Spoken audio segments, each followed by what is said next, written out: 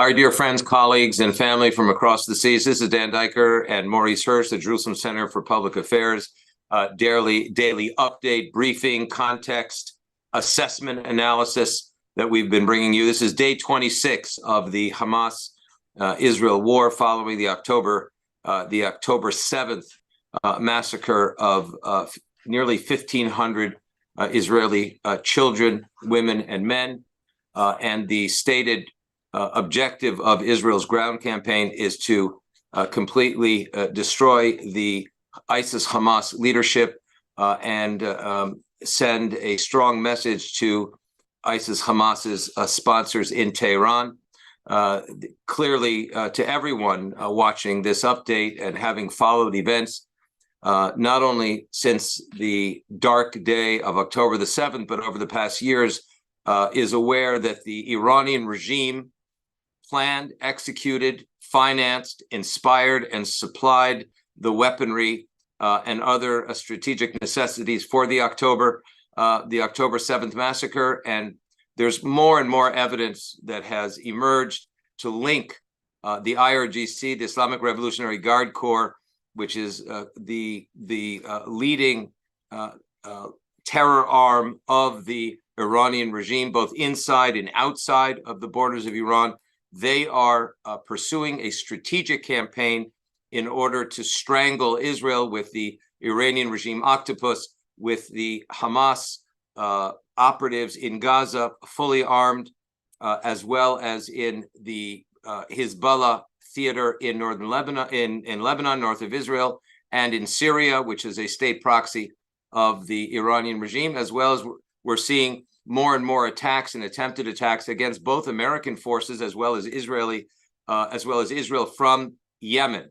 These are all tentacles of the Iranian regime, and we're going to be talking about that point today. We're also going to be discussing with our honored guest and senior JCPA fellow Jason Greenblatt, former special envoy of the former U.S. administration to the Arab world, and one of the architects of the extraordinary Abraham Accords, which the Iranian regime has set out as one of their strategic objectives to destroy Israel's and their Abraham Accord partners' relationship, in addition to the stated goal of the physical destruction of the Jewish people and the nation state of the Jewish people. I'm just going to turn to my colleague and good friend, Lieutenant Colonel Reserve Maurice Hirsch, to give us just a factoid-driven update as where we are right now, and then we're going to turn for greater perspective to Special Envoy Greenblatt, with whom we're really delighted has joined us today from the United States. I'm just turning to you now. Thanks, Maurice, for a moment.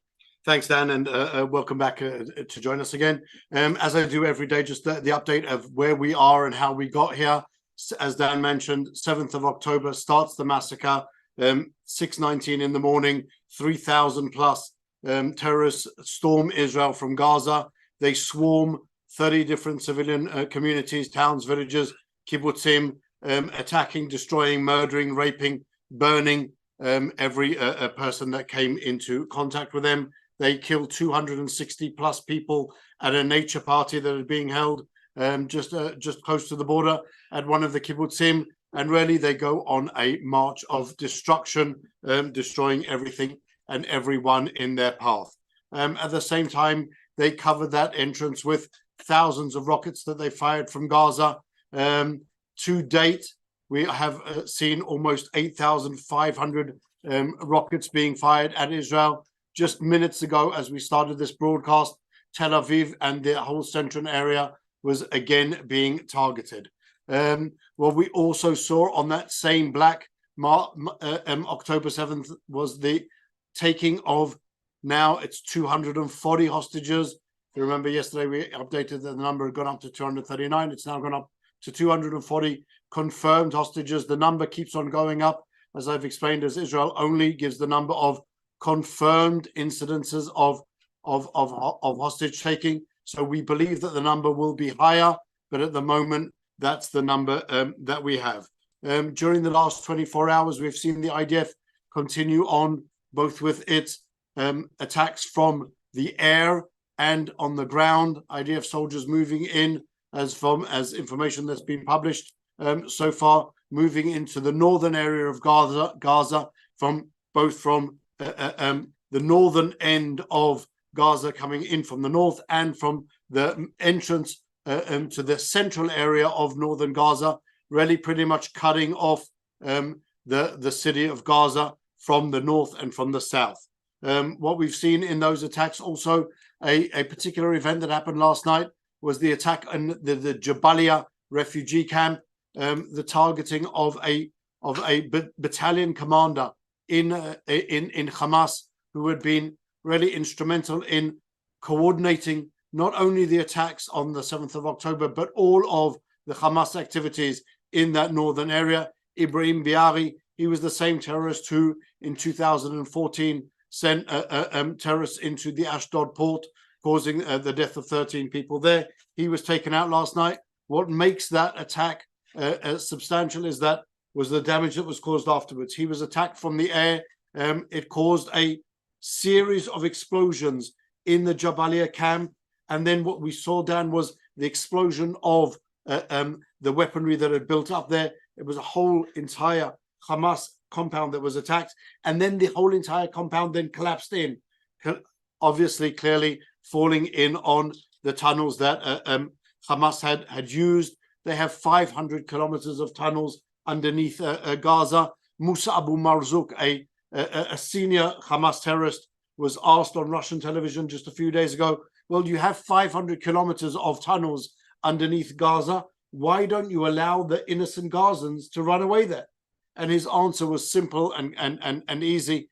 Hamas doesn't care about the civilians. They built those tunnels for their own war effort, and the civilians can be killed for all intents and purposes. They're the problem of the international community. Well, it should be mentioned that the Hamas regime has intentionally used its own public as bulletproof vests and live shields. It's understanding that whole context, Dan. How did Hamas build all of these tunnels? They misappropriated all of the humanitarian aid, all of the construction materials that the international community has sent into Gaza over the years. They took most of that materials and used it to construct 500 kilometers of underground tunnels. They didn't allow the full reconstruction of Gaza. They want the Gazan population that they do use as human shields to continue suffering because it suits their purposes.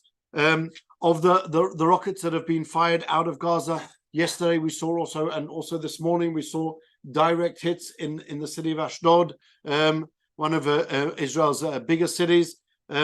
What has been particularly targeted, Dan, during this campaign of Hamas, whilst they have indiscriminately targeted all of Israel's civilian population, it appears that they are specifically targeting the Barzilai hospital in Ashkelon. Now, we're going to hear and see a lot, obviously, about the attacks on hospitals in Gaza, what we will need to do with the Shifa hospital in Gaza, which is one of the biggest hospital, but also the main Hamas operational head.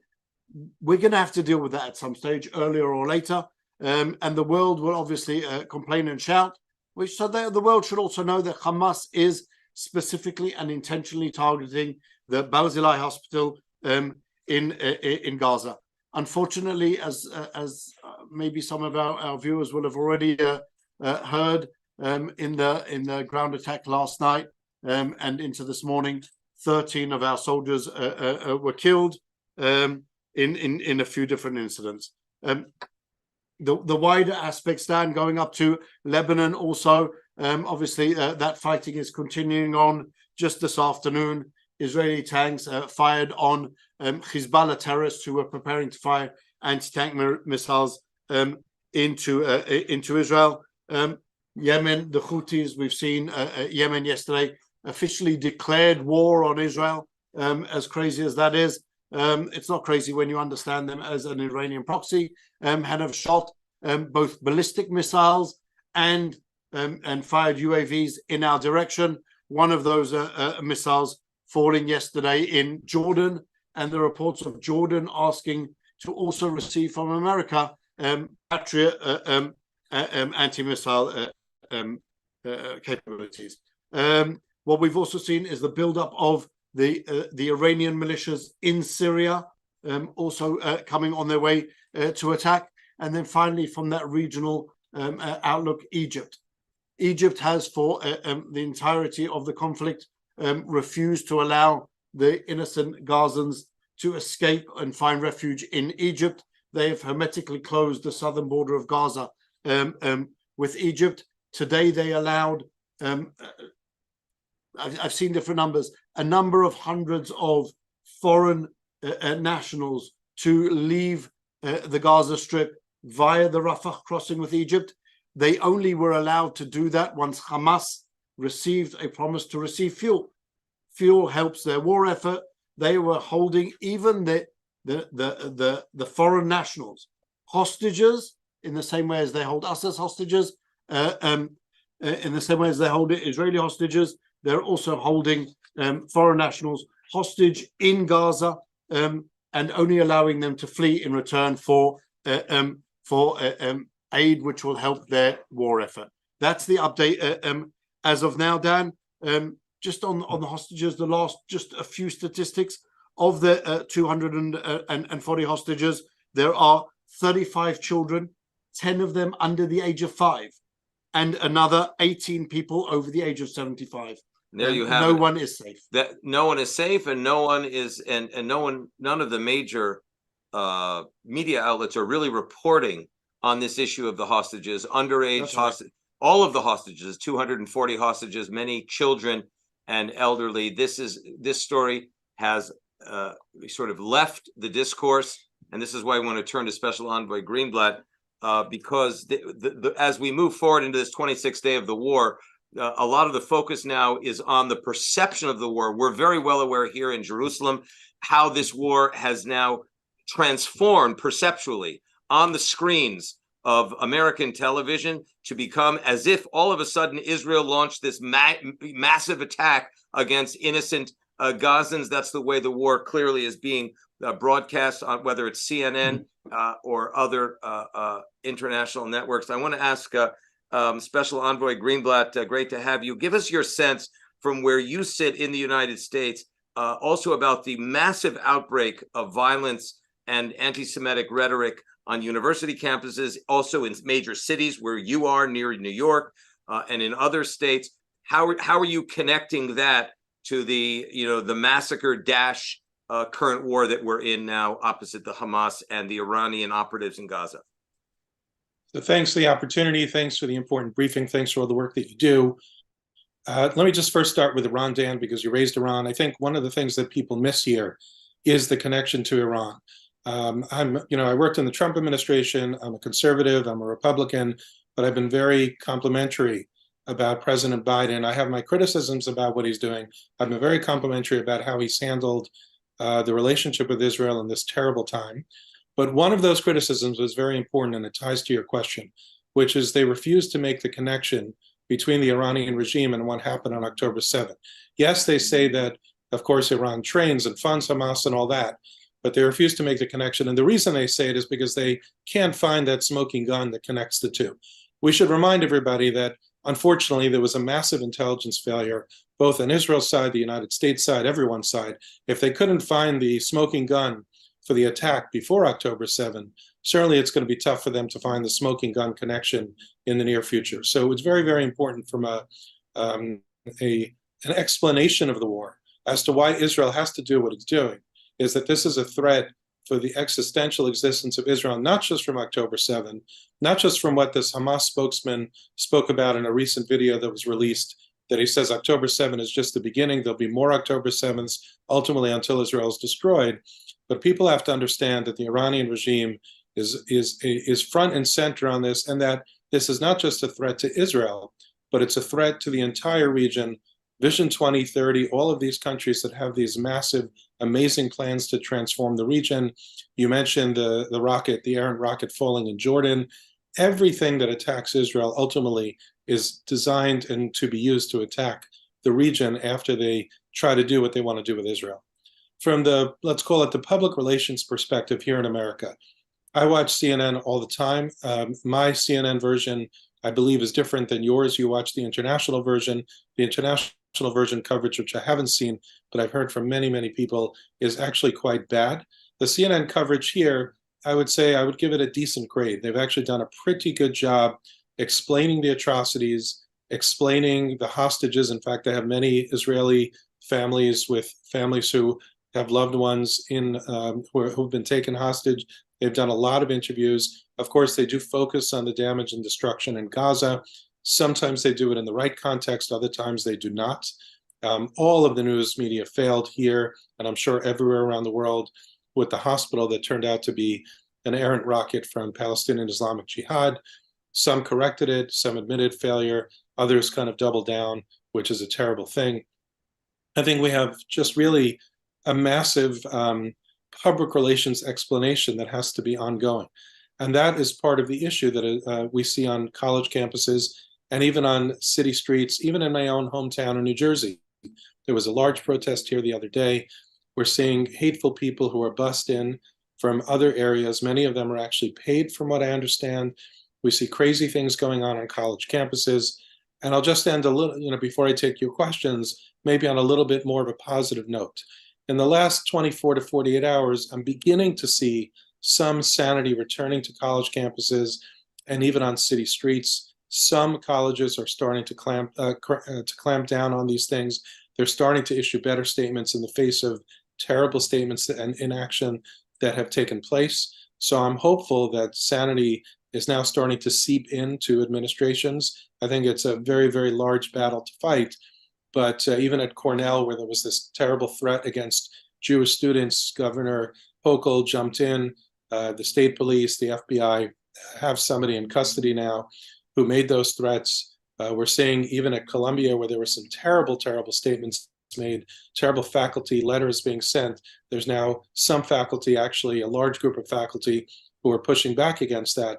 And the only way this really happens is if we open our mouths and explain the reality of what Israel is facing, the reality of what Israel is doing, the reality of war. And if we do that right, I'm hopeful that we could connect with the people who are intellectually honest and leave aside the irrational haters. We'll never convince them. So maybe I'll end here and start to take your questions. Jason, one of the observations that we were making here is this this connection that is not self-evident between the BDS boycott, divestment, and sanctions campaign, which is many years old campaign, which actually includes, as constituent members of the Boycott National Committee in Ramallah, includes terrorist organizations, including the Hamas, including Islamic Jihad, including the Popular Front for Liberation of Palestine. They are all on the BDS National Committee in Ramallah.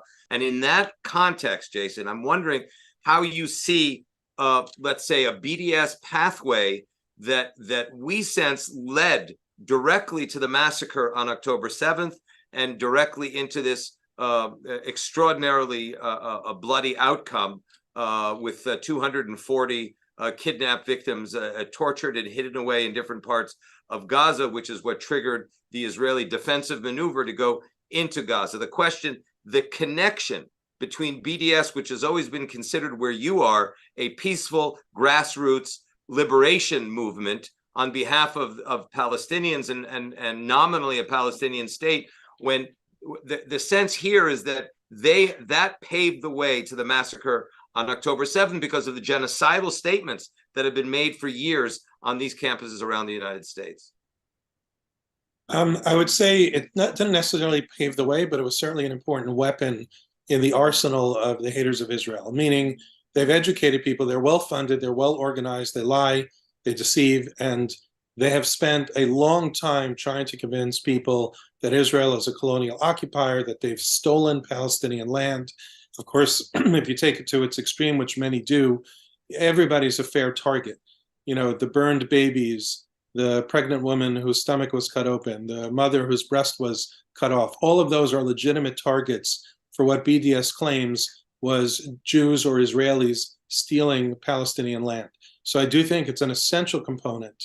I think we need to fight back even harder than we've ever done, but it's only unfortunately one of many tools in the arsenal of the Iranian regime and Hamas and others who want to try to destroy Israel. Jason, let's go to the Abraham Accords, of which you were one of the chief architects, along with your team under the Trump administration. Unprecedented development in Middle Eastern diplomacy back in 2020. Help our viewers to understand the position of the Saudi-blessed, Gulf-led Abraham Accords, and the degree to which your colleagues in the Gulf oppose the Iranian regime's race for regional supremacy under a nuclearizing umbrella, and what the complexities of that relationship that you helped broker is right now under this massive chaos in the Middle East. So one of the reasons that we were able to achieve the Abraham Accords is the region truly understands the threat that the Iranian regime is, not just to Israel, but to themselves. When we came into office, it was very clear to us that the region had felt abandoned by the administration that preceded us in terms of the Iranian regime. They didn't necessarily say it as publicly, certainly as Prime Minister Netanyahu did, but they were very disappointed in the Iran deal. Of course, they have different ways of handling things. Israel is very outgoing and willing to take steps to try to destroy things because Israel is the first target of the Iranian regime. Countries in the region tend to do it a little bit differently. We even see that from the statements that are coming out of those countries from October 7th. I was disappointed in many of those statements, some of which were strengthened in favor of Israel, if you will, in the ensuing days after the atrocities were unveiled. None of them, except perhaps the UAE, put out quite a good statement, but none of them ended up achieving what I would have liked to have seen. But I also recognize that these countries have their own threats from the Iranian regime, and they handle things in their own way. I would pay less attention to those statements and pay much more attention to the reality. And so what's the reality? Last night I did a video on social media where I explained that I'm still a big believer in the Abraham Accords, but I didn't want people just to take my word for it. I included multiple quotes from a senior Emirati official who essentially said, this was at a conference, I believe, in Europe, he essentially said that the Abraham Accords are here to stay. They're essential for the region. They're essential for stability. These are not exact quotes, but they're essential for stability of the region. Jews and Christians have their origins here in the region. They recognize that. So I believe that the Abraham Accords vis-a-vis the UAE, and I believe Bahrain, are here to stay. I think we're going to go through somewhat of a challenging time, but I think they understand the necessity of it. Even Saudi Arabia, and at the moment, whatever peace talks were being discussed between Saudi Arabia and President Biden's administration in Israel are probably derailed at the moment. I don't mean derailed in a bad way, but sidetracked. But I think that Saudi Arabia understands the need for peace with Israel. Certainly Israel understands that. The United States understands it now more than ever since October 7th. The Crown Prince of Saudi Arabia has made certain requests of the United States and Israel. Those requests make a lot of sense for Saudi Arabia. I think they're very smart and important requests on the side of Saudi Arabia. The question is whether Israel could deliver in terms of the Palestinians. And now it's going to be even more challenging because of October 7th and what's been happening in terms of the Palestinians. And it's going to be hard for President Biden to get Congress to be able to meet the Crown Prince's requests. So now's not necessarily the time to discuss it, but we all understand that one day, hopefully sooner rather than later, this war will be successful and over. And the Abraham Accords and Abraham Accords 2.0 and 3.0 are essential for stability and security, not just for Israel, but for every country in the region, even if some don't understand that yet. Jason, how do you understand, or how can we understand the inherent tensions in the Gulf between the public that is exposed to the number one hornet's nest of visual terrorism, which is Al Jazeera, and the leadership of the Gulf And on the one hand, His Excellency Mohammed bin Salman, Saudi Arabia, or MBZ, Mohammed bin Zayed of the Emirates, and the Bahraini leadership have stated positive intentions about continuing the relationship with Israel in the Abraham Accord context. However, what is the tension point in which they can't manage or control or influence their publics that it could be argued are very sympathetic to this Palestinian moment? what is the point at which they can no longer say that they can lead their publics on this ongoing journey called the Abraham Accord journey, and at which they have to sort of step back or step aside? So each country is different. I'll just start with Jordan for a second. Jordan, I'm sure, wasn't really part of your question, but of course, Jordan has anywhere from a 50 to 70% population of Palestinians, and it's almost impossible for Jordan to do anything, even if King Abdullah was willing to, and I don't think he is, but even if he was willing to. And we saw at a spark when Israel was wrongfully accused of attacking the hospital, just how quickly the street mobilized, and fiercely in terms of the passion that it inflamed. The countries in the Gulf are different. Some are very small, some are much larger, like Saudi Arabia. And of course, we're dealing with decades of misinformation that was fed to them, not just from Al Jazeera, as you say, but even in their education system, which is changing and has changed in so many positive ways. So each of them does have to be concerned about, what is that tipping point where they can both pursue the Abraham Accords or speak openly and honestly about what's going on, and at the same time not have to worry about a bunch of people gathering in the street who think differently than we do, partly because they were taught differently, partly because the news coverage is just terrific. And I think they work hard at that all the time. I know that I witnessed it when I was at the White House, and I don't envy their position right now. They really have to try to both be on the right side of history and speak openly and honestly, but at the same time recognize that, let's call it, the street exists, and they have to be very careful with that. I think the only way we can do it, and I'm sort of at the vortex of this because on social media, I'm both followed by people who support Israel, but also many in the Arab world. And while I have many positive comments about what I'm saying, I have many extraordinarily hateful comments. And I'm constantly getting into battles with people who claim that Israel's committing war crimes and that all these things that I'm sure you've heard of, that Israel destroyed the hospital. Now, of course, with the hit on the refugee camp, most of the story is really about the deaths of the Palestinian civilians, and very little of the story is about what you said at the beginning of the talk, which is who you were targeting, what was targeted, how it fell into the tunnels, how Hamas usurped all the money, stole all the money for its weapons, how Hamas cares nothing about the Palestinians. Nobody really believes that, and everybody's quick to point the finger to the war crime accusation. Would you say that, I remember back in 1979, there were 53 American hostages that were held by the Islamic Republic of Iran until January 20th, 1980, when Ronald Reagan became president of the United States, that were released on that day. If this were an American story with 250 children, toddlers, and elderly among them held by a terror organization, would this be a different story in your view from where you sit? Right. So it depends on who's the president, right? President Carter did one thing, Reagan jumps in, and all of a sudden the hostages are released.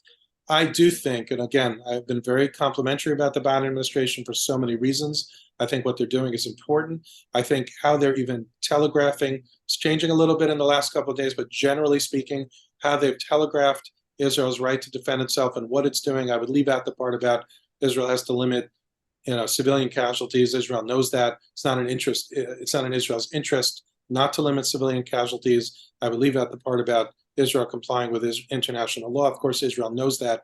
Generally speaking, they say good things. What I wonder, and what I hope is at least on the table that's being discussed, is why is America not thinking about special forces going into Gaza to rescue those hostages? Israel, of course, always wants to fight its own battles by itself.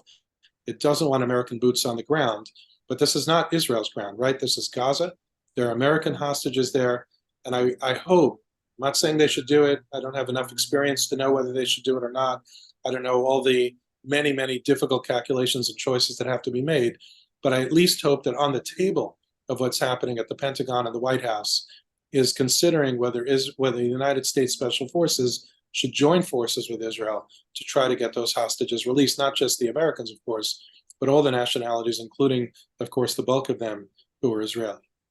Absolutely. And Jason, there's another question when we talk about getting those hostages released, and that is pressuring Qatar and Turkey, who have the strongest relationships with the Hamas leadership, who have funded them, hosted them, and there are Hamas leaders right now, as we speak, in Qatar.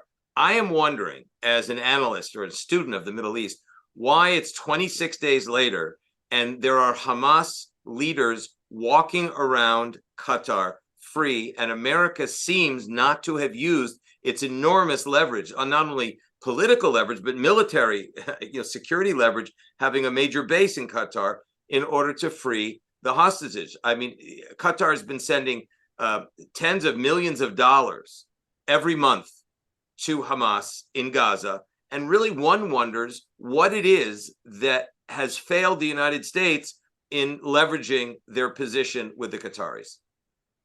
I'll start with Turkey, then I'll get to Qatar. So Turkey, President Erdogan made a horrible statement the other day, and this, by the way, weeks after he and the Prime Minister of Israel sort of tried to make amends and I believe invited each other to each other's countries.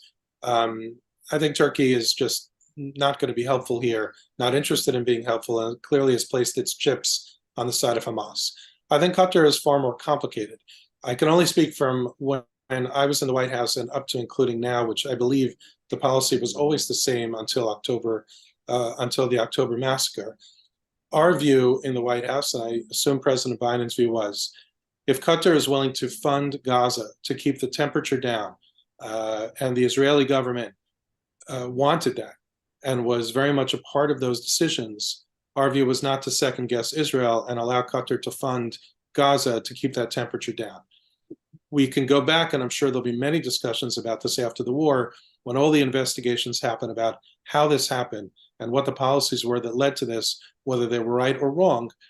We could go back and debate whether that was a good policy or not a good policy, but our view was not to second guess Israel's policy on that. In terms of hosting Hamas, Qatar's position has been, and I believe it was logical at the time, though obviously things have changed dramatically since the October massacre. Qatar's position was having those leaders in Qatar, being able to talk to them from a rational perspective, because Qatar leadership is indeed very rational, as opposed to having them based somewhere where there's no control of them, and then who knows what happens, whether it be in Iran or elsewhere, or even Gaza. They felt that having that leverage was a very useful tool, and I think we've seen, not nearly as much as we would like yet, although I understand there are discussions in the works, it's all public reporting that's saying this. Their view is being Qatar, having Hamas here, has allowed us to get those hostages released and hopefully get more hostages released. And I think there's a lot of validity to that. Of course, it'll remain to be seen, can they actually use that leverage and get more hostages out? And over the coming days, we hope for such good news. But going forward, these are very legitimate questions. Going forward, now that we've seen what happened, should Qatar host these Hamas operatives? Should they be dropped by helicopter back into Gaza or some other solution? And these are valid questions that are not easy to answer, but definitely something that should be focused on. Yeah, so I think what Dan, Jason was describing was that entire concept that Israel and its military establishment had as to what to do with Gaza. For many years, the Qatar support for Hamas in Gaza started in 2018. After the first attempts, really, the Great March of Return and the first attempts of Hamas to swarm our borders and to carry out the October 7th massacre. That was the intelligence that Israel had at the time that they were planning to do, and Israel managed to put a stop to those efforts. If you remember, the most bloody day, I'm sure Jason will remember it, of those incidents was the 14th of May, the day that the US embassy was opened. And really, Israel at the time had much more important things to worry about, as we saw it. So it was okay to try and feed this monster in Gaza. Unfortunately, that conception really did fail, and it's a conception that hasn't really changed entirely all the way through. And for this, Jason, maybe we'll go on to another conception that the Trump administration was very heavily involved in, and is now playing out also in Israel. One of the great achievements of both of the Trump administration and of the way that the dialogue was held with the Palestinians was that this whole idea of paying salaries to terrorists is unacceptable. It's something that needs to stop. That was the Taylor Force Act, which also passed at the same time. That was the conversations also with with Mahmoud Abbas, and now we're seeing again the decision of Bezalel Smotrich, partly answering the call of the JCPA, of our suggestion from a few weeks ago, that Israel's government stop transferring that money to Mahmoud Abbas, both because he hasn't condemned the attacks, because he supports the attacks, because Fatah and the Palestinian Authority have been very vocal in their support of the attacks, and because of the simple fact that as part of that pay-for-slay policy, Mahmoud Abbas is now going to pay the terrorists who were involved in that massacre, the terrorists who have been arrested, those who were killed at the time of the attack. And so that was our demand, our request, our recommendation to the Israeli government. Minister of Finance Bezalel Smotrich answered that call and wrote to Prime Minister Netanyahu saying that he had decided not to transfer the funds. And then suddenly we have a report this morning from the Biden administration that they are urging the Israeli government to continue on passing those funds to Mahmoud Abbas, to continue funding this whole project of pay-for-slay, to continue funding the underlying causes behind not only Iran behind these terrible attacks, but also that entire Nazi demonization of Israel along that whole period. So really my question here to you, Jason, is what would you recommend to the Biden administration at the moment? Should Israel keep on funding the Palestinian Authority with all of its malfeasances, or should we just leave that alone, continue doing what we did yesterday and on the 6th of October and a month and 2 months ago, just stay in that conception that we can actually feed and appease the monster?